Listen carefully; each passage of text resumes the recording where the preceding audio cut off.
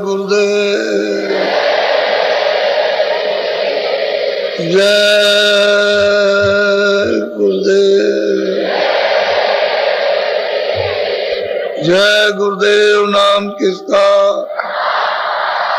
जय गुरुदेव नाम किसका, जय गुरुदेव नाम किसका। बाप आ रहे हैं, पिता आ रहे हैं, सीधा शब्द यानी उच्चारण होता है। और ये वो सब जो जय लगा हुआ है वो तो श्री है, यानी आदर सूचक शब्द। श्री गोपाल जी, तो जय ये लगा है गुरुदेव। अगर उसको भी हटा दीजिए, इसको भी हटा दीजिए तो गुरु है। और आपकी किताबों में सब में लिखा है,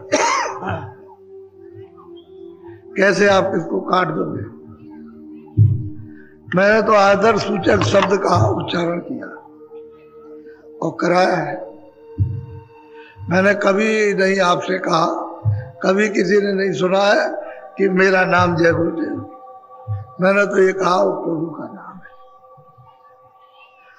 और उसके अनंतों नाम। आप अरबों खरबों नाम रख दो तब भी वो बेनाम है। 1-2 हजार नाम की तो बात ही खत्म कीजिए, खरबों नाम उसके असंख्यों नाम रख दीजिए तब भी बेनाम रहेगा।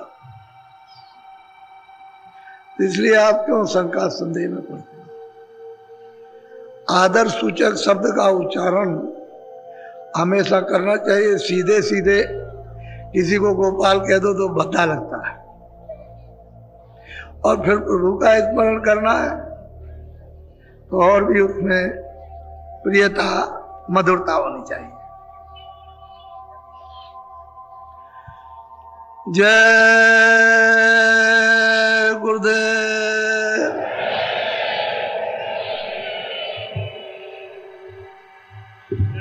जय गुरुदेव नाम किसका, अब इसमें किसी को संकोच नहीं करना चाहिए। हिंदू बोले परमात्मा में और मुसलमान बोले खुदा का, क्या बुरा है। भाषा ही अपनी अपनी, और क्या है। न जानने की तो लड़ाई है, और अगर जान लिया कि भाई इसी का नाम सूरज भी है और इसी का नाम ये, इसी का नाम ये, इसी का नाम, तो झगड़ा किस बात का। जब ये जान लिया कि मृतलोक में जवानी भाषा, किसी की उर्दू है, किसी की मतलब अंग्रेजी है, किसी की फारसी है, किसी की कुछ है, किसी की संस्कृत है, तो अपनी अपनी भाषा का प्रयोग कर लेते, उसमें अपना मिठास समझते।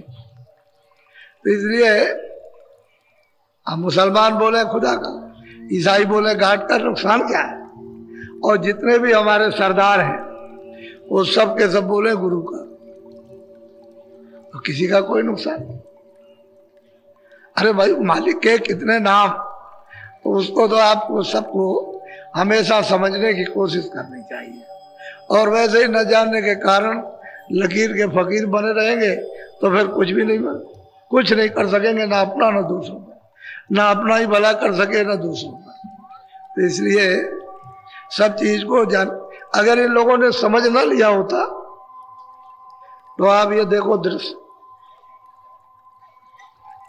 ये दृश्य आपने पूरे माघ मेले में और पूरा जब जब कुंभ होता है, कुंभ भी होती है, तो आपने ये दृश्य नहीं देखा इस तरह का आपने। अभी तो ये थोड़ा सा जरा रुक जाइए, वो मतलब है कि रात भर चलेंगे, दिन भर कल चलेंगे, 10 दिन का कार्यक्रम है, लेकिन 28 को इसका रूप आपके सामने हम बताएंगे आप, कि अब आप देख लीजिए। तो इसलिए हर चीज का अनुभव, कोई बात तो जरूर है इसमें कोई बात, कोई सत्यता तो जरूर है। क्यों कि हम मनुष्य हैं, हम सत्य की खोज में लगे हुए हैं। तो जब वो सत्य उसके सामने आता है तो और सत्य को सब चाहते, घर में सब लोग सुख चाहते, हम वो सबको सुख मिले। एक चीज तो सत्य है कि सब सुख चाहते हैं, सब आदर चाहते हैं, सब प्रेम चाहते हैं, सब सेवा चाहते हैं। तो जब एक चीज चाहते हैं और फिर नहीं है, वो तो बनानी चाहिए। तो मैंने सुबह आपको थोड़ा सत्संग की गोस्वामी जी महाराज का आपको दिया था, जो यहाँ संवत 1589 में राजापुर गांव में जल हुआ था उनका, और 25 साल की अवस्था में आज से अंत तक, यानी कोई चीज उन्होंने जर्रे भर भी नहीं छोड़ी कि कुछ छोड़ दिया हो, उन्होंने प्राप्त कर लिया। और हृदय जो नाम का एक जाति में अहीर था, उसको वही अपने सामने ही राजापुर में उसको प्राप्त करा दिया उतने ही समय में, और वो यहां से चला गया। या तो ऐसा समझो कि उन्होंने ये प्रेरणा की होगी कि किसी तरह से बाहर निकल जाए। अब घर में रहो या वन में रहो, अब तो कोई बात नहीं। अब तो उन्होंने मालिक को प्राप्त कर लिया, कहीं भी रहे, अब कुछ नहीं। चाहे घर में रहो, साधु रहो, या मतलब है कि गृहस्थ, अब उनकी मर्जी के ऊपर है। तो मतलब ये है कि वो तो गया उधर और वो चल दिए और वो पहुंचे काशी में। तो कहने का मतलब यह है कि उन्होंने कितने कितने लोगों को प्राप्त कराया, वो तो मैं आपको संकेत दे दूंगा और किस तरह से प्राप्त। लेकिन पहले इनकी तो गाथा सुन लीजिए। आप लोग तो कुछ और समझते हो, क्यों छोड़ो। महात्माओं की वाणी और महात्माओं का राज और उनकी पहुंच, ये कोई नहीं जान सकता, कोई नहीं समझ सकता। तो जरा सा अभी थोड़ी देर में फिर सुनिएगा। ये सब के सब आ रहे हैं, थोड़ा आ जाने दीजिए, अभी टाइम है। आप सब लोग ये गंगा स्नान दिन में उसी मुहूर्त में कीजिएगा। आगे पीछे करोगे तो फिर मैं जानता नहीं। मैंने आपको ये बताया है, और सूर्य अस्त होने लगे तब तक आप कर सकते हैं, यानी डूबने लगे। जैसे ही वो डूबे और सूरज का गोलाकार दिखाई दे, बंद कर दीजिए, नहाइएगा नहीं। ये वो आध्यात्मिक योग, उसमें वही काम कीजिए जिसकी जरूरत। और वो देखो गंगा महारानी, वो तो कुछ नहीं सुनेगी, कुछ नहीं सुनने वाली। इंद्र की सभा लगी कि संसार में लोग रहते हैं बड़े पापी हैं, बड़ी दुष्ट आत्माएं। तो बड़ी सभा लगी, सब देवताओं को बुलाया, वहां के देवताओं को, स्वर्ग लोक के, मृत लोक के सब देवताओं को, जल को भी, अग्नि को भी, वायु को भी, आकाश को भी, सबको उन्होंने बुलाया। गंगा को भी, जमुना को भी, जितने तीर्थ थे सब देवता। तो लोगों ने निराकरण किया कि भाई मृत्यु लोक में मतलब ये कि सबसे ज्यादा पाप कौन लेता है। तो ये बताया कि गंगा जी लेती है। तो कह लगे गंगा जी इस इंद्र की सभा में नहीं आएंगे, क्योंकि पापी का हम मुंह नहीं देखना चाहते। तो ये पहुंची वहां, सबके सब पहुंचे। तो इन्होंने कहा आप नहीं बैठ सकते हमारी सभा में। क्यों नहीं बैठ सकते? कि तुम बहुत पापी हो, सारे संसार का पाप लेती हो। कह लगे भाई वैसे तो बात यह है कि मैं पाप नहीं लेता हूं। अगर आपने ये समझ लिया कि मैं पाप लेता हूं तो मैं तो अपने पास कुछ रखता नहीं। कह लगे आप क्या करते हैं? कह लगे मैं समुद्र को दे देता हूं, समुद्र को। तो कह लगे समुद्र बड़ा पापी है कि सारे संसार का पाप ले लेता वो, तो उसको मतलब यह कि इसमें प्रवेश ना होने दिया जाए। अब वो समुद्र पहुंचे वहां, तो उन्होंने जब सुना कि हमको निकाल दिया सभा से, तो उन्होंने कहा कि भाई क्यों निकाला? कह लगे कि भाई तुम गंगा जी संसार का पाप लेती हैं और आपको दे देती हैं, तो आप सबसे बड़े पापी हुए। कह लगे भाई मैं तो कुछ रखता नहीं, मैं तो कुछ रखता नहीं। अगर मान लो कि गंगा जी ने पाप संसार का लिया, मुझको दे दिया, तो मैंने तो अपने पास कुछ रखा नहीं, तो आप क्या करते हैं? क्या मैं तो मेघों को दे देता हूं, मेघों को। तो कह लगे मेघ नहीं आएंगे। अब वो मेघ के ऊपर में कि यहां वो नहीं आएंगे सभा में, तो मेघ पहुंचे और उन्होंने कहा भाई हमको क्यों निकाल रहे हो, यहां मतलब ये कि गंगा जी संसार का पाप लेती है और समुद्र को देती है और समुद्र आपको दे देता। तो कह लगे भाई ये लेता तो कोई नहीं है, लेकिन अगर तुम ये समझते हो कि गंगा जी लेती है समुद्र को देती है, समुद्र हम मेघों को दे देते हैं, तो हम तो कुछ नहीं रखते। कह लगे आप क्या करते हैं कि मैं तो संसार का पाप संसार में बरसा देता हूं, सब यही बरसा देता हूं, मैं तो मेरे पास तो कोई पाप रहता नहीं। तो कहने का मतलब यह है कि बात तो सत्य है, जो हकीकत है जो सत्य है वो तो हमेशा सत्य रहेगी। लेकिन आप जो प्रतिज्ञा करोगे स्नान करते समय कि मैं शाकाहारी रहूंगा, तो मैं उसको मालिक के दरबार में पहुंचाऊंगा कि इन्होंने प्रतिज्ञा की है कि मैं अब शाकाहारी रहूंगा, तो मतलब यह है कि इनकी प्रार्थना प्रतिज्ञा स्वीकार की जाए। तो आपकी प्रतिज्ञा स्वीकार कर, मालिक स्वीकार करेगा, मैं तो उसके पास पहुंचा दूंगा, वो कुछ नहीं करेंगे। वो तो आप उनके सामने ये समझ लीजिए कि मेरे सामने गंगा महारानी यह है और मैं उनके सामने स्नान करते हुए प्रतिज्ञा कर रहा हूं और बीड़ी तंबाकू हुक्का सिगरेट पी सकता हूं, खा सकता हूं, लेकिन ऐसा कोई नशा नहीं कि जो हमारी बुद्धि पागल हो जाए। बस दो ही चुटकी तो रोक लो और तो कुछ। तो आप इतना तो कम से कम आप अपने आत्म कल्याण के लिए, अपने जीवन को परिवर्तित बदलने के लिए और जीवात्मा को मुक्ति मोक्ष के लिए तो कुछ ना कुछ चलते वक्त कुछ कर तो लीजिए। मैं तो आपकी सूचना उसके पास पहुंचा दूंगा, लेकिन गलती मत कीजिएगा, क्योंकि ये सुजोग ऐसा जोग पड़ा अध्यात्म, ये भौतिक योग नहीं आध्यात्मिक योग है। तो इसी जोग के अंदर ये समय पड़ता था। नहीं मैं तो ऐसा था कि मैं तो यहां पे लगाता ही नहीं, लेकिन अब क्या किया जाए, वो ऐसा जोगी पड़ गया।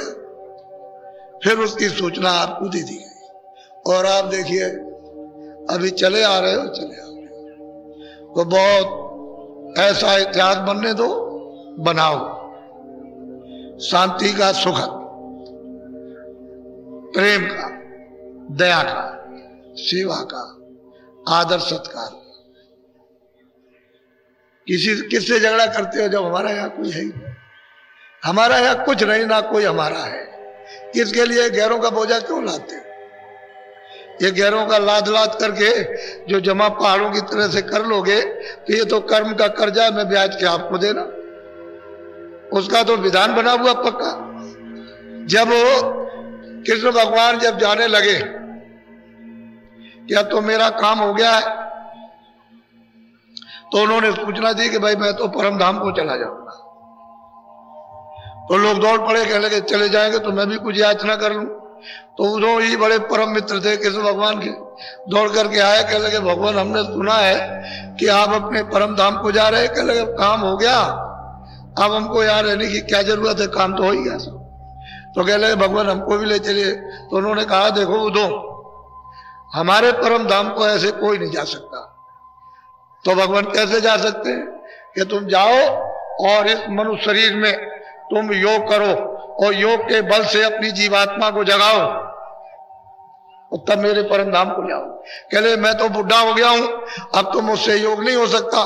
तो कह लगे मैं इसमें कुछ नहीं कर सकता। सीधा जवाब दिया उन्होंने, इधर उधर की कोई बात नहीं कही। लेकिन एक बात ये बता देता हूं कि मैं तुमको सुलभ रास्ता बताता हूं, अगर तुम ये खोज सको तो खोज लेना। तुम किसी संत से मिल लेना जो उसको प्राप्त कर चुका है, उसको मिल लेना तो तुमको सहज मुक्ति और मोक्ष मिल जाएगी। ये उन्होंने सुलभ रास्ता उनके लिए बताया। अब वो खोज सके ना खोज सके तो उनकी बात है। तो जब वो जाने लगे शरीर छोड़ने के लिए नदी के किनारे पैर पे पैर रख करके और वो अंतर ध्यान होने लगे, उसी समय पर ऐसा पदम में जैसे हिरण की आंख चमकती है। तो एक बहेलिया उधर घूम रहा था, उसने देखा कि हिरण पानी पी रहा, बस वही साथ करके उसने, वो तो निशाना जानता था, साथ के मार दिया। जब उनके पैर में लग गया तो उसको मालूम हो गया कि हमारा तीर लग गया। दौड़ करके आया, देखा कि तो यहाँ ये बैठे। तो कह लगे भगवान मुझसे तो बहुत बड़ी गलती हो गई। तो उन्होंने कहा कि नहीं, तुमसे कोई गलती नहीं हुई है, तुमने अपना बदला ले लिया। मैं रामा अवतार में आया था तो मैंने वहां बाली को वृक्ष की ओट में मारा, तुमने आकर के अपना बदला ले लिया। तो उसने पूछा कि ये बदले क्या सबसे चुकाए जाते हैं? कह लगे सबको देना होगा। इसीलिए तो पांचों पांडवों को आदेश दे दिया गया कि मानो मारने की तुमको हत्या लग गई है, सीधे किसी को मत दिखाना और चले जाओ उत्तराखंड में, वहां बैतरनी नदी है और बहुत उसमें पानी ठंडा, उसी में एक एक करके गिर के गल के मर जाओ। सीधा आदेश दिया। कहते इधर कहीं भी मुंह मत दिखाना, और मैं आदेश दिए देता हूं कि ये परीक्षित है, दिल्ली के बाहर से घूम करके ले जाना, दिल्ली में अंदर होकर के नहीं, बाहर से घूम करके हसनापुर, और इसको मतलब ये रात तिलक कर देना। जिस दिन रात तिलक होगा उसी दिन यानी द्वापर समाप्त हो जाएगा, कलयुग लग जाएगा। मैंने सब लोगों के प्रश्न का उत्तर एक ही बार दे दिया कि द्वापर खत्म होगा, कलयुग लग जाएगा, सीधी बात उन्होंने कही। और बस कह करके बस अंतर ज्ञान, सीधा सीधा काम। तो आपको यह जानना चाहिए कि अदले बदले ये कर्मों के सब में ब्याज के देने पड़ेंगे। अब महापुरुष अगर मिल जाए और उनकी कृपा हो दया हो जाए तो इस जीव का छुटकारा हो सकता है, इनसे माफी मिल सकती है, नहीं तो कोई रास्ता माफी का नहीं। उसके देश में विधान ही ऐसा बना है, कोई क्या करेगा, इसे इससे छुटकारा नहीं हो सकता। तो मैं गोस्वामी जी महाराज के लिए बोलो जय गुरुदेव, जय गुरुदेव। आप बहुत चित्त लगाकर एक एकाग्र ध्यान करके मेरी तरफ देखना भी और सुनना भी और समझना भी। और वो गोस्वामी जी महाराज जब उन्होंने साधना शुरू की तो बताते हैं कि भाई मैंने साधना कैसे शुरू की। वो ये कहते हैं कैसे शुरू किया, बोलो जरा सुनिए आप। तुलसी ने रखे देखी निज नैना, कोई कोई शांत पारखिए। गोस्वामी जी महाराज कहते हैं कि मैंने अपने निज नेत्रों से यानी दिव्य नेत्र से, ज्ञान चक्षु से, स्थल राही से मैंने जो कुछ भी निरखा मतलब देखा, तो कोई कोई संत बताएगा, नहीं तो सब नहीं, कोई बिरला कोई तुलसी निरख देख निज लेना। जो मैंने अपनी दिव्य ज्ञान चक्षु से देखा वो मैं अब वर्णन करना चाहता हूं, बोलो। जो कोई शांत अगम घटी घाई, चरण टेके पुण्य मांगू। अब गोस्वामी जी महाराज कहते हैं कि भाई मैं कोई चीज नहीं ले आया। जो भी संत आए उन्होंने अगम गति को उन्होंने रखा, प्राप्त किया, बताया उन्होंने। कहते हैं मैंने उसको कैसे प्राप्त किया कि उनके चरणों में इसको रखा, अब जी सिर को रख दिया और वो सूरज जो है उसको चरणों में जोड़ दिया।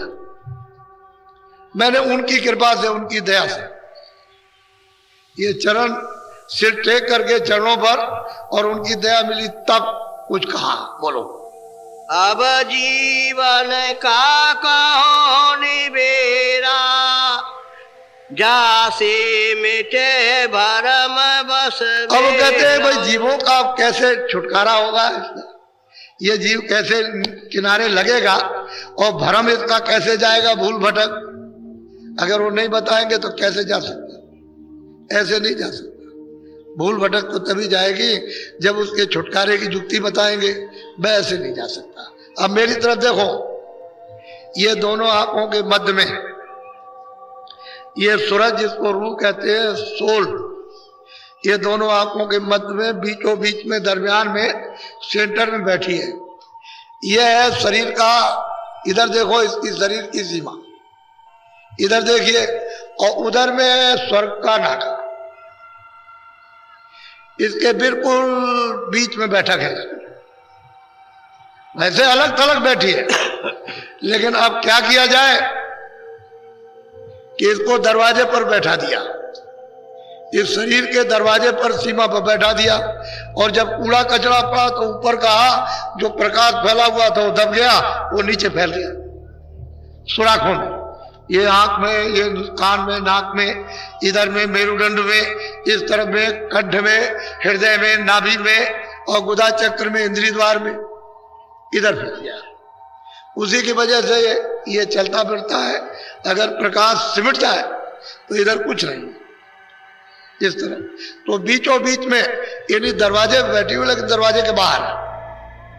दरवाजा उतनी देर के लिए बंद है जब तक कूड़ा कचरा लदा हुआ, पहाड़ों की तरह से लदा है, बस उतनी देर। अगर ये हट गया तो बिल्कुल अलग है, तभी तो पता चलता है, तभी वो देखे कि भाई ये शरीर क्या चीज है, नहीं तो कैसे देख सकती है। तो इन जीवों का छुटकारा, निपटारा किस तरह से मृतलोक से होगा, इनका भ्रम कैसे जाए, क्योंकि तो भ्रम में फंसे हुए, वहां मिल जाएगा, वहां मिलेगा, वहां मिलेगा, इधर उधर कहीं कुछ नहीं मिल रहा। वो तो दरवाजा, घाट तो यहाँ है, हरि का घाट, वो तो हरि की वो पौड़ी तो इधर है, और आप इधर उधर ढूंढ रहे हो, इधर कहीं भी नहीं मिलेगी किसी जगह पूरब पश्चिम में। वो तो यहीं पर आपको आना, क्योंकि यहाँ निज नेत्र ज्ञान चक्षु मिले तो यहाँ, ये बाहर तो है नहीं, बाहर तो ये चर्म आंखें, तो ये बाहर से क्या है, तो ये देख रही है सब, उसको नहीं देख सकती, ना उसकी रचना को देख सकती। बोलो। जब अब जीवन को कहो निबेरा, जासे मिटे भरम बस। और वो कहते हैं इन जीवों से अब ये बताना चाहता हूं कि इनका भ्रम चला जाए, और भ्रम इसका जगत का चला जाएगा, अंधकार का, अज्ञान का, अविवेक का तो छुटकारा ये कर लेंगे अपने। और जब तक ये भ्रम नहीं जाता है तो अज्ञान भ्रम है, उसमें कोई ज्ञान का तो नहीं, वो तो अज्ञान में इसमें जीव बेचारे मोह ममता में, काम में, क्रोध में, सब में फंसे पड़े हुए, और फिर ये लदे हुए बोझे से। अब बोझा कैसे उठेगा वो तो इनको पता नहीं है। इसके ऊपर 1000 का ड्रिल ला दो और मतलब ये 4000 ला दीजिए, ये तो लदे हुए, इनको क्या मालूम हो। अगर कहीं बोझा उतरने लगे और आपका उतर जाए फिर लदे तो पता चल जाएगा, लेकिन तो कितने झुक झुक से दबे पड़े। बोलो। जब या मोक्ष जीव की होई, मोक्ष जाने सत्य गुरु पद से। कहते हैं जीव की मुक्ति कब होगी, जब सतगुरु मिल जाएगा। जिन्होंने सत्य को प्राप्त कर लिया वो जब इस संसार में मानव शरीर में मिलेंगे तभी इस जीव की मुक्ति होगी, दूसरा कोई रास्ता नहीं, कहीं भी किसी जगह नहीं। तो आप ममता, मोह में, लोभ में, लालच में, इसमें आप फंसे हुए तो आपको इसमें क्या पता चले। लेकिन जीव की मुक्ति तो जब ही होगी जब वो संत सतगुरु मिल जाएंगे जिन्होंने उस मालिक को प्राप्त किया, तब होगी, दूसरा कोई रास्ता नहीं। तो आपको तो उन्होंने आदेश दिया था कि महापुरुषों की खोज करना, तो आपने खोज किया। उसी रामायण में लिखा है कि भाई खोज करना, खोज करना, खोज करना, लेकिन कहीं नहीं खोज किया, फंस गए सब, इसी भ्रम में फंस गए। तो अब जीव की कैसे गति होगी, ये तो सीधा जा रहा, रास्ता खुल गया 4 खानों का, 84 लच्चियों का, बिल्कुल नीचे सीधा खुला पड़ा हुआ है, बस सीधा चला जाएगा, किसी को पता भी नहीं चलेगा। तुम कहते रहोगे कि मेरा बच्चा, मेरी बच्ची, और मेरा धन, और मेरा राज, मेरा पाठ। अरे बच्चा, तेरा यहाँ कुछ नहीं है, यही तेरा नहीं जिसमें तू बैठा हुआ, यही किराए का मकान है, थोड़े दिन के लिए आपको मिला है, उसने आपको दे दिया ये कहकर मैं तुमको सब अधिकार देता हूँ। तो अधिकार उसने पाप पुण्य के दे दिए, और उसने कहा देखो भाई ये भी अधिकार देता हूँ कि जीवात्मा को जगा के वापस अपने घर में पहुंचाओ प्रभु के पास। तो आपने तो अपने अधिकार का उपयोग किया नहीं, भाई इस भ्रम में फंस गया। बोलो। सत्य गुरु संत कंज में वासा, सूरत लाई जो। अब वो कहते हैं नीलगिर पर्वत है, वहां कहते हैं कंज, श्याम कंज, यानी श्याम सफेदी। कहते हैं वहां सतगुरु का वासा है। कहते हैं अगर कोई सूरत वहां ले चले, ला करके नीलगिर पर्वत पर पहुंचा दे, तो इसका मतलब ये कि हो गया किनारा, किनारे पर आ गया। जब तक इस बैठक में जब तक महापुरुष नहीं मिलता है और उसकी जरूरत वहां बैठक नहीं बनाती है, तब तक मतलब वो नहीं मिलेगा तो आप कैसे पहुंचोगे? वो तो नीलगिर श्याम का कहते हैं वहां सदगुरु का द्वार है, दरवाजा है, और वहीं से तो उसे सब कुछ मिलेगा। वो तो डोरी लगी हुई है, ऊपर की आई हुई डोरी पड़ी हुई है सामने, बिल्कुल सामने डोरी पड़ी हुई है, और चरण कमल का एक शीशा है बहुत बड़ा, यानी शीशा उसमें अपना रूप दिखाई देता। लेकिन कब दिखाई देगा? जब ये कूड़ा कचड़ा हट जाएगा और उसको देखेगी तब वो कहेगी अरे भाई मैं तो अरूप हूं, मेरा रूप तो सच्चित आनंद स्वरूप है। यहां ऐसा रूप किसी का नहीं। इतनी ये सूरत, ये जीवात्मा इतनी सुंदर, इतनी खूबसूरत है कि जिसका वर्णन नहीं हो सकता। कहते हैं उधर जो आएगा वो नीलगिर पर्वत पर, और वो श्यामकंद जिस गुरु की वहां बैठक है वो आएगा, तब इसका छुटकारा वहां होगा। ऐसे नहीं हो सकता। बोलो। श्याम कंजली गिर सोई, तिल पारे मान जाने गोस्वामी जी महाराज कहते हैं कि नीलागिर पर्वत है और बहुत छोटा दरवाजा, इतना छोटा है सुई का रोजन उससे भी छोटा है, और वो दरवाजा दिखाई देता है। कहते हैं वो नीलगिर पर्वत है श्यामकंज, यानी श्याम सफेदी उसी को श्यामकंज कहते हैं। ये नीलगिर पर्वत है और दरवाजा बहुत छोटा, और वो दरवाजा है बंद।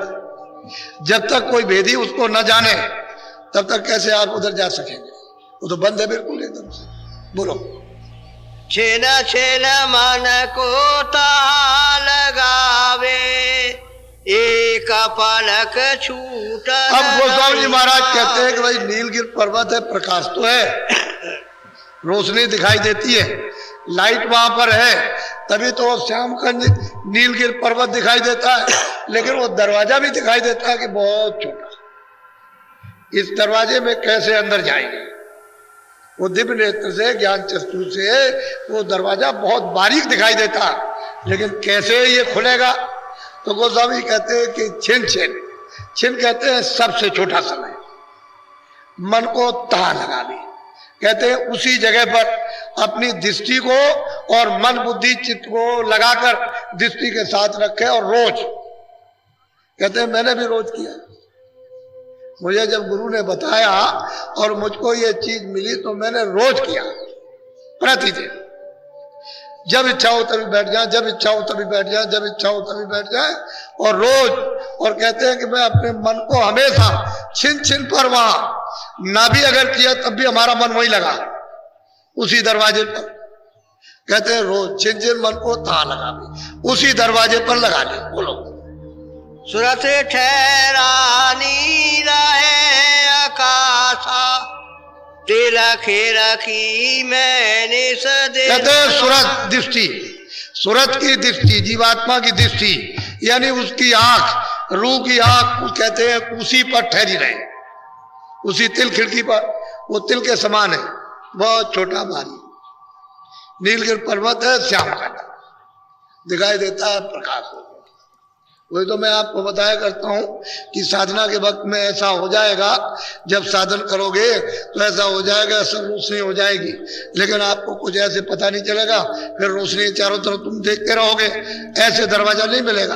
वो तो दरवाजा मिलेगा जब तुम एक जगह अपनी आंख को रोकोगे और मन बुद्धि चित्त को वहां ठहराओगे दृष्टि के साथ, तो दरवाजा मतलब वो तो तिल तो दिखाई देगा, उसी प्रकाश में तिल दिखाई देगा, लेकिन उसी जगह पर अपनी दृष्टि को रोक देना, उसी जगह जमा देना। तो दृष्टि जो आपकी इस तरह से हिलती है ऐसे करके, तो धीरे धीरे करके रुक जाएगी। बोलो। गगन द्वार दिखे एक तारा, अनाद नाद सुने। अब वो कहते हैं कि उसमें से जब सुराग होगा तो कहते हैं उधर गगन दिखाई देगा, आकाश दिखाई देगा, उसमें कहते हैं एक तारा चमकेगा छोटा सा। वैसे यहां बताने के लिए तो छोटा है, वैसे तो बड़ा है। ये चमकेगा, जैसे वो तारा चमकेगा आपको उस गगन में दिखाई देगा एक ही तारा, तो अनहद नाद, यानी उधर से आवाजें आना शुरू हो जाएंगे और आपको सुनाई देगी।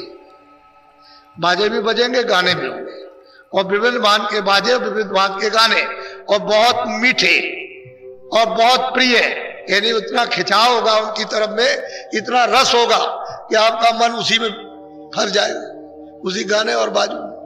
तो गगन द्वार एक तारा दिखाई देता है, इनमें बहुत से लोग बैठे दिखाई देता है, इसी में नर नारी इसमें बैठे हुए बहुतों को दिखाई देता है। लेकिन आपको मतलब कैसे मालूम होगा? ये ऐसे ही चले जाए भगे में, इनको तो बियाबान जंगल में ले जाओ, वहां भाग जाए, ये ऐसे नहीं भगे। वो बता रहे हैं कि भाई मैंने, जो गुरु ने मुझको बताया था कि तुम इस तरह से करना, देवबान आकाशवाणी कलमा आए थे, उनकी आवाजें सुनाई देने लगी। लेकिन अभी स्पष्ट नहीं आपको सुनाई देगा, अभी तो सुनाई दे रहा है कि कुछ गाने कुछ बाजे हो रहे हैं, लेकिन साफ सुनाई नहीं देगा। क्यों? कि कान आपका बंद है, आंख भी आपकी बंद है।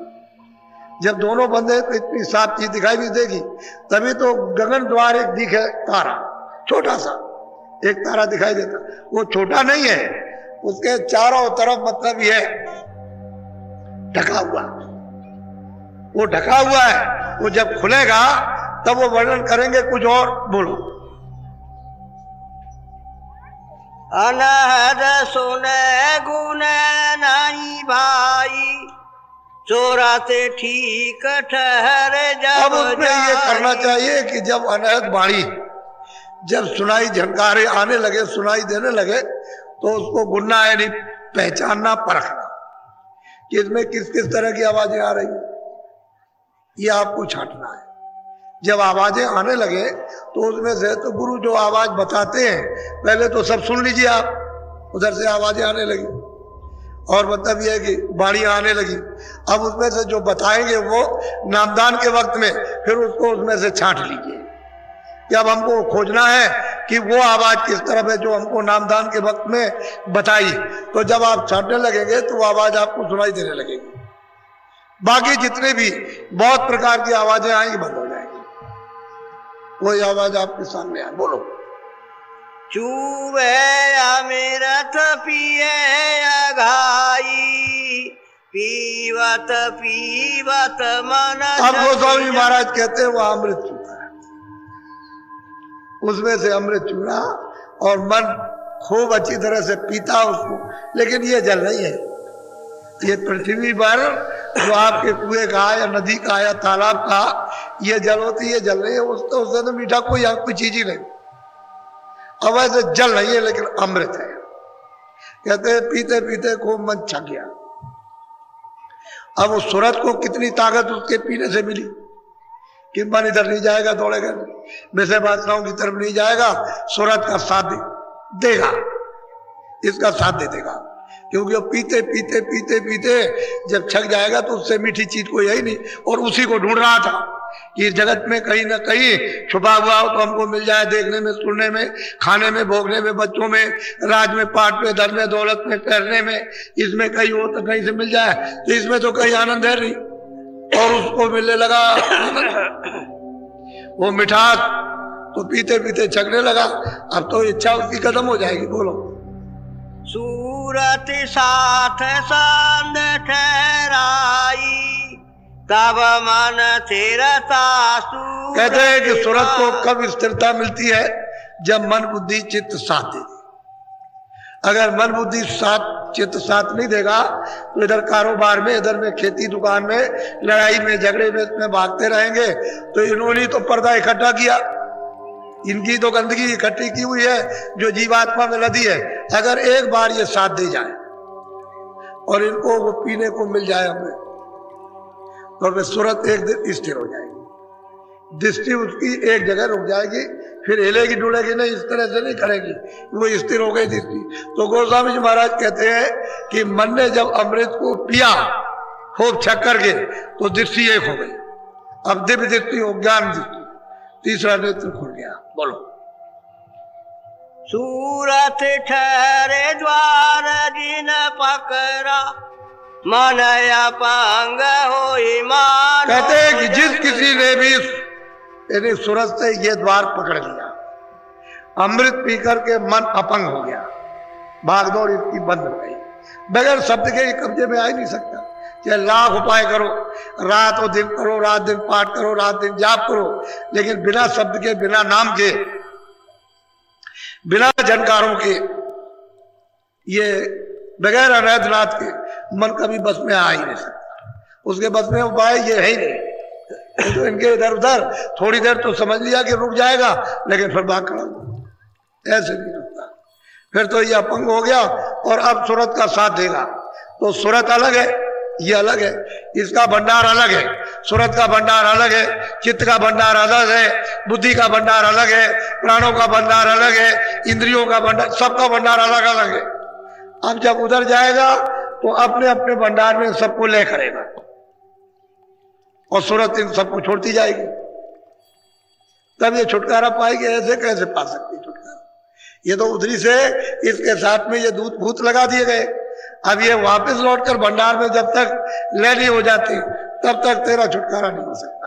तो गोस्वामी जी महाराज कहते हैं कि भाई मैंने जब किया तो मुझे अमृत पीने को मिला, मेरे मन ने अच्छी तरह से खूब पिया, हमारी दृष्टि स्थिर हो गई उस दरवाजे पर। अब कहते हैं अब क्या हो रहा, बोलो। चमके बीज गगन के माई, जब उजास पास रहे। कहते हैं कि जैसे जैसे दृष्टि को उस दरवाजे पर मन को साथ लेकर के रुकी तो उधर कहते चमक रही है। घन कहते हैं आकाश, कहते हैं बिजली चमक रही है। ये पावर हाउस की बिजली कुछ नहीं, ये रोशनी कुछ नहीं है, प्रकाश कुछ भी नहीं, ऐसी बिजली चमकती है। तो उसको चमक को देख देख करके यानी दृष्टि हिलती है और बर्दाश्त उस चमक को, उस रोशनी को नहीं कर पाती। तो धीरे धीरे धीरे धीरे धीरे धीरे वो उस चमक को देखते देखते बर्दाश्त करती है, रुकती है, सहन करती है। तो कहते हैं जैसे जैसे वो सहन करती है वैसे ही प्रकाश नीचे उतर रहा, नीचे की तरफ, यानी नजदीक आराम रहा। बोलो। जैसे जैसे सूरत सरखी सत द्वारा, तस तस भरत जात। अब गोस्वामी जी महाराज कहते हैं कि जैसे जैसे सूरत हमारी उस प्रकाश को पकड़कर जो प्रकाश उतर रहा उस सत द्वार की तरफ, क्योंकि वहां गुरुपद है, उस द्वार की तरफ धीरे धीरे धीरे धीरे उधर जा रही और वो प्रकाश उतर रहा तो बहुत तेजी के साथ में, और वो सूरत सहन करती जाती है, क्योंकि उसने तो उस प्रकाश को मुद्दत जुगों हो गए, जब से आई तब से छोड़ दिया और अभी तक वो प्रकाश उसको मिला नहीं। तो कहते हैं वैसे वैसे वो उतरता जा रहा और सद्वार की तरफ हमारी सूरत यानी जीवात्मा उधर बढ़ती जा रही। बोलो। श्वेत श्याम सुरति शैल समानी, जारे जारे चोबे कूप। अब गोस्वामी जी महाराज कहते हैं कि भाई वो तो एक तारा था जहां अमृत पीता था, तो कहते हैं श्वेत श्याम, कहते हैं सफेद है लेकिन वो श्याम सुंदर है। जब उस मंडल में, उस लोक में जब हमारी सूरत ने सफर की तो इस तरह से मतलब अमृत है जैसे कुएं से झरने झर रहे हैं। जैसे बरसात होती है और पानी बरसता है तो मतलब है रिमझिम रिमझिम रिमझिम, इसी तरह से अमृत की वर्षा हो रही है। तभी तो सूरतें उस अमृत में स्नान करके इन सब विकारों को, इन पापों को, पर्दों को, गंदगी को, पापों की तब तो धोती है। ऐसे कैसे धो लेगा?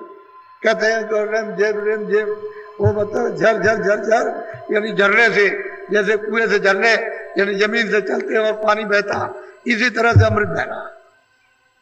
हमने उसको देखा, हमने उसको पिया। गोस्वामी जी महाराज कहते हैं लेकिन किस आंख से? निज नेत्र से, ज्ञान दृष्टि से, शिव नेत्र से, तीसरी आंख से। ये आंखें चर में, ये उधर नहीं जा सकती, दिव्य आंख जाएगी। बोलो। मना ये आसयामी अघाना तात पांच रंग। अब गोस्वामी जी महाराज कहते हैं कि हमने उधर क्या देखा है कि जब उन्होंने उसको खूब छक करके उसने पिया और उसमें स्नान किया तो 5 तत्वों की सृष्टि, 5 तत्व भिन्न भिन्न अलग अलग वो हमने वहां देखे। ये स्थूल तत्व है, वो चेतन तत्व हमने वहां देखा अच्छी तरह से। और वो किस तरह की सृष्टि है, यानी उसे जो लिंग सृष्टि है वो किस तरह की, हमने वो सब चारों तरफ हमने खड़े होकर के सब कुछ वहां देखा। और उसका काला पीला ये जो कुछ भी है वो सब हमारी देखने में आया। सुख सफेदी बोलो। शाही सुरख सफेदी होई, जरद जाति जंगाली सोई। बोलो। तेली ताल तरंग बखानी, मोहन मुरली बजे। ऐसा ताल यानी मृदंग, गरज, घम घम गरज, जैसे बादल आते हैं जोर के कड़ कड़ कड़कते हैं, ऐसे उसकी आवाज हो रही है। और कहते हैं ऐसी ताल, यह तो ऐसी ताल है। ये तो महात्माओं ने जो आपको बताया है ये तो उनका बताया हुआ उसकी नकल है, लेकिन सही बात तो उधर। और कहते हैं मनमोहन मुरली बज रही है, अखंड बज रही, कभी बंद नहीं होती। और मैंने यहाँ दोनों आंखों के मध्य में बैठ करके इस जीवात्मा से उसको देखा और कानों से सुना, दिव्य कान से, दिमाग से। इस तरह से वहां मुरली बज रही है मनमोहन। फिर की तिल भर सुरति समाई, मन तत देखी रहे टक। अब वो कहते हैं वो तिल के समान जो खिड़की थी उसके पार गए। जब उन सब तत्वों को देखते हैं तो एक टक होकर के देख रहे हैं कि कितनी सुंदरता है, कितनी खूबसूरत है और कितनी बड़ी बड़ी रचना है, किस किस बात की है, कैसे फूल है, किस चीज के फूल है। यहाँ ये फूल नहीं है, ये पेड़ इस तरह के नहीं है। और किस तरह का वहां खेल तमाशा होता रहता है, क्षण क्षण कैसे कैसे दृश्य बदलते रहते हैं।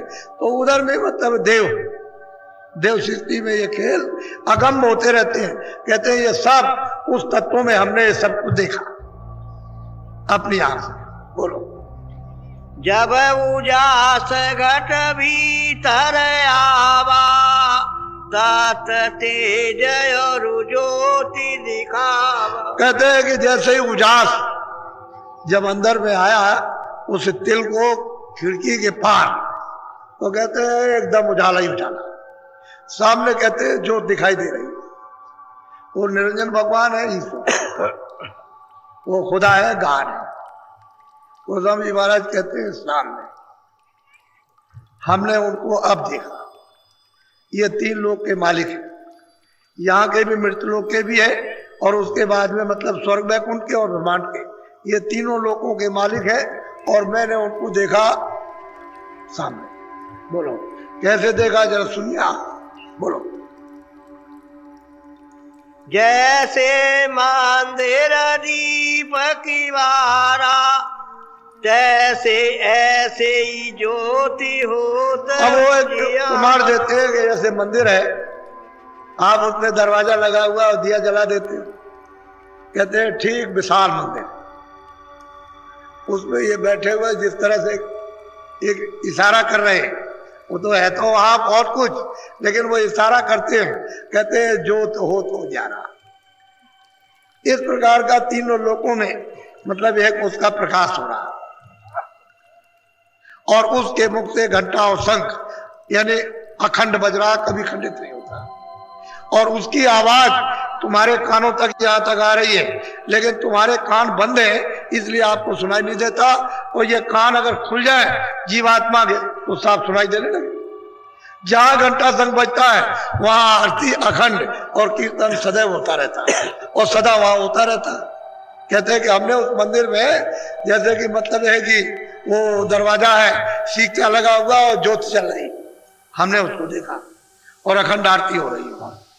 बड़ा विशाल ये संसार जो है कुछ नहीं, इससे बहुत बड़ा तो उनका वो मंदिर ही है जिसके नीचे बैठे हुए। इन्हीं को कहते हैं श्याम सुंदर, बहुत सुंदर।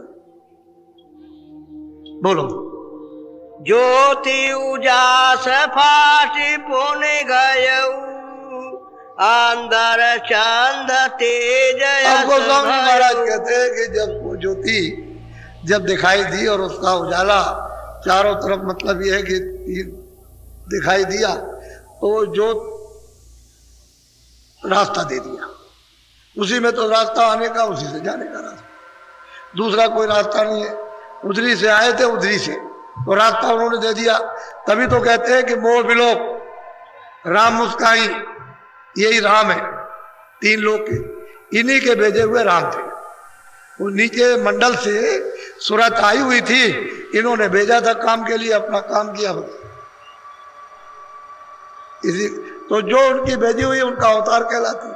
कहते हैं जो फट गए, यानी रास्ता दे दिया। जब उधर मैं पहुंचा, उस तरफ में, उधर मांझ सोनंडा जराया, उस तरफ जब पहुंचा, उस पार तो खड़ा हुआ। बोलो।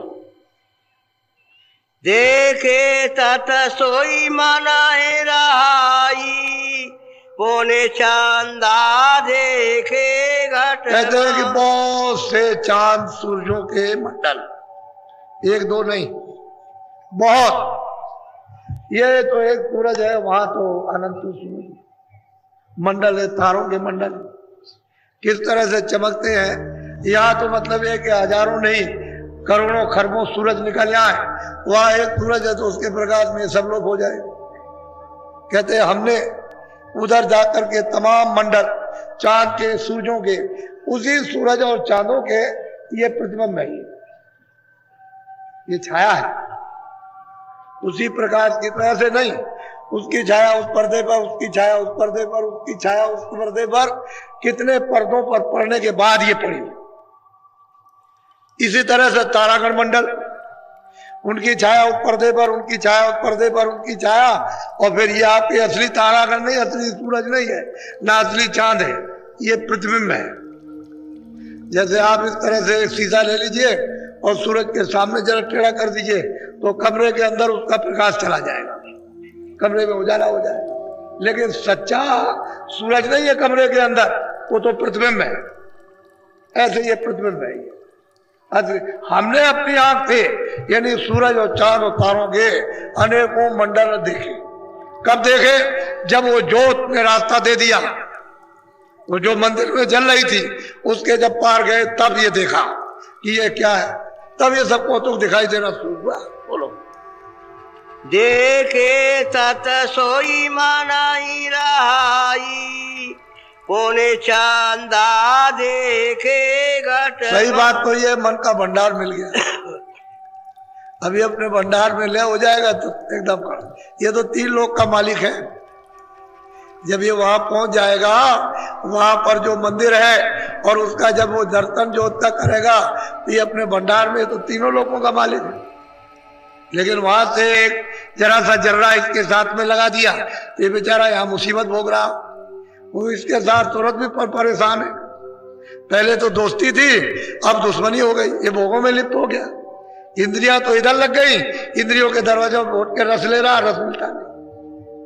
अब जब तक गुरु न मिले तब तक इसको मोड़ेगा, भोग वासना से कौन हटाएगा। वो तो सब करामात और सब काम तो गुरु का है। वो जब तक नहीं मिलता तब तक बच्चों को कुछ होने वाला नहीं है। वो कहते हैं कि हमको जो कुछ भी मिला हो तो संतों के चरणों से, और हमको कहीं कुछ मिलने वाला नहीं। वो तो खुद ही चिल्लाते हैं। बोलो। चंद्र उजास तेज भया भाई, पूरा चंद्र चांदनी। कहते हैं धीरे धीरे धीरे धीरे धीरे धीरे धीरे धीरे प्रकाश बढ़ता गया और चारों तरफ छा गया। जैसे कितने आकाश चांदनी जैसे छा जाते हैं, और वहां कितने बड़े बड़े आकाश। ये आपका क्या चीज है? कुछ नहीं। उस आकाश के सामने तो कुछ है ही नहीं है। इसको मच्छर कहे कि एक राई कह दे, कि मतलब कुछ थोड़ा सा एक कण कह दे, कुछ नहीं है ये। ऊपर में जो बड़े बड़े जो देश हैं, वो उसके सामने कुछ नहीं। कहते हैं इस तरह से चांदनी, एक उन्होंने चांदनी कहते हैं चौक, बहुत बड़ा चौक। इस संसार से कितने करोड़ों हिस्सा ज्यादा, ये कुछ नहीं। कहते हैं मैंने जाकर के उसको देखा। बोलो। सूरत देखी रहे ठहराई, जो उजियास बढ़त जिमि अब जाई। सूरज उसको सूरज देखती है अपनी आंख से, दिमाग से, और प्रकाश बढ़ता चला जा रहा, तेजी से उतर रहा प्रकाश, बहुत प्रकाश उतर रहा, मंडल दिखाई दे ही रहे, प्रकाश उतर ही रहा, वहां तो कोई अंधेरा तो है नहीं, अंधेरे का तो नाम ही नहीं है वहां, उधर तो अंधेरा है ही नहीं, अंधेरा तो बस इतना ही है, ये जो हृदय में कूड़ा कचरा यही अंधेरा, जैसे ये कूड़ा कचरा हरा यही अंधेरा खत्म, क्योंकि इसकी आंख खुलेगी तो उजाला तो यही हो गया, ये इसका हृदय ही चम चम चम चम चमकेगा, उधर अंधेरा नहीं, कहीं भी अंधेरा नहीं उधर। वो कहते हैं जैसे जैसे सूरत उसको देखती है वैसे ही प्रकाश बढ़ता चला जा रहा। बोलो। देखी शैल ब्रह्मांड समाई, तारा अनेक आकाश दिखाई। अब गोस्वामी जी महाराज कहते हैं कि जब उधर गई तो उधर जा करके जब ब्रह्मांड में प्रवेश हुई तो अनेकों आकाश, अनेकों तारा मंडल, सूरज मंडल, चांद मंडल, कहते हैं मैंने अपनी आंख से देखा। अब वहां का वर्णन कैसे किया जा सके, यहाँ तो कुछ है नहीं, कैसे वर्णन, बस केवल संकेत ही दिया जा सकता है, और तो कुछ नहीं। बोलो। कछु कछु दिवस शैलयस कीना, उगा भान तेज को। कहते हैं कि धीरे धीरे धीरे धीरे ब्रह्मांडों की जब सैल की और ये सब कुछ हमने देखा, अनेकों मतलब है आकाश, अनेकों मंडल, धीरे धीरे धीरे धीरे ऊंची नीची घाटी चढ़ने के बाद तब हमको क्या मिला कि उगा भान, भान कहते हैं सूरज, सूरज ये तो ईश्वर पद था, ऊपर में ये सूरज भान कहते हैं, ये उगा खिला दिखाई दिया, ये है ब्रह्म, इनको ब्रह्म कहते हैं। कहते हैं ब्रह्म को हमने पाया, ईश्वर को भी पाया, जो मंदिर दीप के बाड़ा ज्योत हो तो जारा, यही ईश्वर, यही गाड है, यही खुदा है, और इसके ऊपर में ब्रह्म है। कहते हमने उनको देखा अपनी आंख से। बोलो। तारा चंद्र तेज मिटी गए, जिमि ध्यान भान। कहते हैं कि ये भी मिट गया, ये तो जितने तारागण, जितने आकाश, उनका तेज प्रकाश, रोशनी, लाइट सब मिट गई, वो तो मामूली थी। ऊपर में कहते हैं ऐसा दिखाई दिया कि मध्याह्न, दोपहर का तेज सूरज। बोलो। जो दोपहर गगन रवि छाई, तैसे उजास भया घट। बस गोस्वामी महाराज कहते हैं कि इस दरवाजे पर यही से दिखाई दिया, जैसे दोपहर में सूरज ऊपर आ जाता है प्रमाण, तो मतलब है कि एकदम चारों तरफ रोशनी रोशनी, प्रकाश ही प्रकाश हो जाता है, तो कितना प्रकाश, प्रकाश ही प्रकाश। बोलो। ताके मधि में निरखी निहारा, घट में देखा गम। अब गोस्वामी महाराज कहते वो तो बड़े बड़े मंडल, बड़े बड़े लोग हैं, यहाँ तो बूंद है, वहां तो मतलब यह है कि कितने कितने बड़े। अब उसका इसका क्या प्रमाण दिया, कहते हैं कि हमने बराबर सैल सफर की उन लोगों की, बराबर मतलब ये, तो कहते हैं कि फिर हमने देखा अगम तमाशा। बोलो। सात दीप पिरथी नौखंडा, गगन आकाश सकल ब्रह्म। कहते हैं सात दीप नौखंड, ये सब हमने देखे उस ब्रह्मांड में, और एक दो ब्रह्मांड नहीं है, अनगिनती ब्रह्मांड। अरे भाई उस मालिक ने जब रचना की थी तब तो सुरतें नहीं भेजी थी, तब तो जीवात्माओं को भेजा नहीं था, तो उसने इतने बड़े बड़े मंडल पहले ही से बना रखे, क्योंकि इसकी मौज मर्जी थी उसकी विस्तार करने की, उसकी इच्छा थी, तो उसने विस्तार पहले कर दिया। तो पहले तो मंडलों में कोई नहीं था, तब खाली मंडल थे, आवाज ही आवाज सब में गूंज रही थी, प्रकाश ही प्रकाश सब में हो रहा था, पाप पुण्य का कोई नाम निशान नहीं था, अच्छे बुरे का, तो वहां से यहां तक सब प्रकाश ही प्रकाश। कहते पहले तो कुछ नहीं था, वो कहते मैंने ये देखा। बोलो। समुद्र सात प्राग पद बेनी, गंगा जमुना सरस्वती। कहते गोस्वामी महाराज वहां पर मैंने उन समुद्रों को और उस प्रयाग को, उस त्रिवेणी संगम को जो उनके चरणों कमरों में बह रही है, वो तो अगम नदियां है। वहां तो बालू बरसात तो होती नहीं, मिट्टी कूड़ा कचरा होता नहीं, कोई मलबूर तो वहां पर है, यहाँ मिल्तान को भी वहां पर कोई चीज वहां पर ये नहीं। कहते इतनी बड़ी बड़ी नदियां, ऐसे तुम्हारे स्वर्ग और बैकुंठ और ब्रह्मांड उसके अंदर में खरबों खरबों जाकर के सब के सब चले जाए तो एक रेशे में समा जाए, इतनी बड़ी बड़ी नदियां हैं। कहते गोस्वामी महाराज हमने देखा सब इस घाट पर बैठ कर। इधर देखो, ये दोनों आंखों का जो बीच का हिस्सा, ये घाट है सूरत का, ये जीवात्मा का रूह कहा। कहते यहां से बैठ करके हमने देखा, यहां से आज ये देखा। बोलो।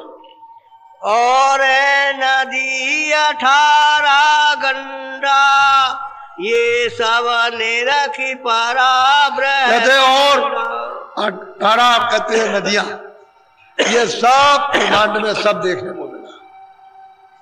प्रयाग भी, त्रिवेणी भी, ये भी मतलब ये सब उनके उस कमलों में, उस चरण कमलों में सब देखने को सब कुछ मिला, कोई चीज बाकी नहीं। बोलो।